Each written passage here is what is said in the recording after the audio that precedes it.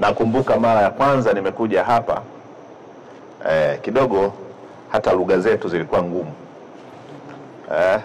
Hazikuwa lugha laini. Nafikiri unakumbuka kidogo sikuwa na sura ambayo inavutia sana. Lakini leo ninafurahi kuona kwamba Mheshimiwa Daktari Samia Suluhu Hassan anaendelea kutimiza ndoto yake ya kuhakikisha kwamba maji yanawafikia wana Mbeya.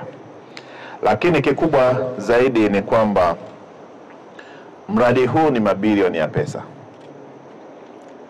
Haya mabilioni ya pesa yangeweza kupelekwa sehemu nyingine, lakini Mheshimiwa Rais akaamua kuyaleta Mbeya.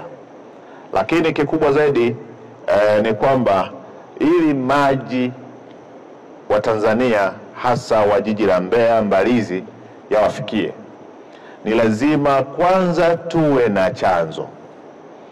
Chanzo hiki tumekipata cha Mto Kiwira. Maana yake kwamba tunawajibika pia kuhakikisha kwamba tunaweka mikakati endelevu ya kukilinda chanzo hiki ili kiendelee kuleta huduma ya maji. Kitu cha pili, ili watu wapate maji, ni kujenga miundombinu. Wazungu wanasema lazima kuwe na accessibility ya hayo maji. Maana yake kwamba tunapojenga miundombinu ya kuyasogeza katika makazi ya watu waweze kuyaccess hayo maji. Maji yapatikane sasa, yatoke huku yapelekwe kule. Tuna bahati moja kubwa sana kwamba tuna maji ya kutosha. Mahitaji ya sasa maana yake kwa jiji la Mbeya ni lita milioni 90. Lakini kwa sasa uzalishaji wao ni lita milioni 70 kitu. Kwa hiyo unaweza ukaona kwamba mahitaji ya Mbalizi pamoja na jiji la Mbeya ni kwamba ni lita milioni 90, lakini chanzo hiki kinaenda kutupatia zaidi ya lita milioni 120. Sasa unaweza ukaona kwamba uzalishaji wao wa sasa pamoja na haya ambayo tunaenda kuyapata ni zaidi ya lita milioni 190.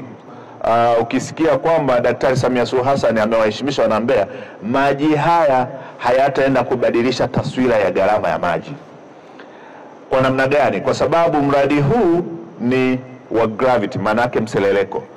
Mradi uzalishaji wake manake hautohitaji umeme, hautohitaji nguvu yoyote ya kupushi maji ili yaende kule mpaka mjini, lakini manake kwamba maji yataenda kwa mseleleko bila kuwa na changamoto yoyote. Kwa hiyo gharama zitabaki kuwa katika uwezo ambao wananchi wanaweza kumudu. Maana yake ni kwamba tunapoangalia sasa huduma ya maji, cha kwanza maji yaweze kuwafikia wananchi, maji yaweze kupatikana kwa wakati wote, maji yawe na gharama ambayo inaendana na uhalisia, lakini 4, maji yawe toshelevu.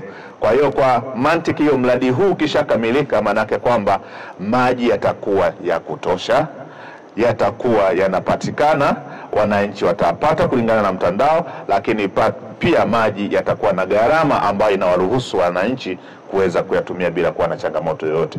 Haya ndio maono na matarajio ya Daktari Samia Suluhu Hassan wakati anatoa fedha hizi, lakini ndio matarajio ya Mheshimiwa mbunge wa Rungwe, mbunge wa jimbo la Mbeya mjini, lakini Uyole kwa Dr. Tulia yatafika, lakini mpaka Mbalizi. Maana yake kwamba haya maji yanaenda kutatua changamoto hiyo.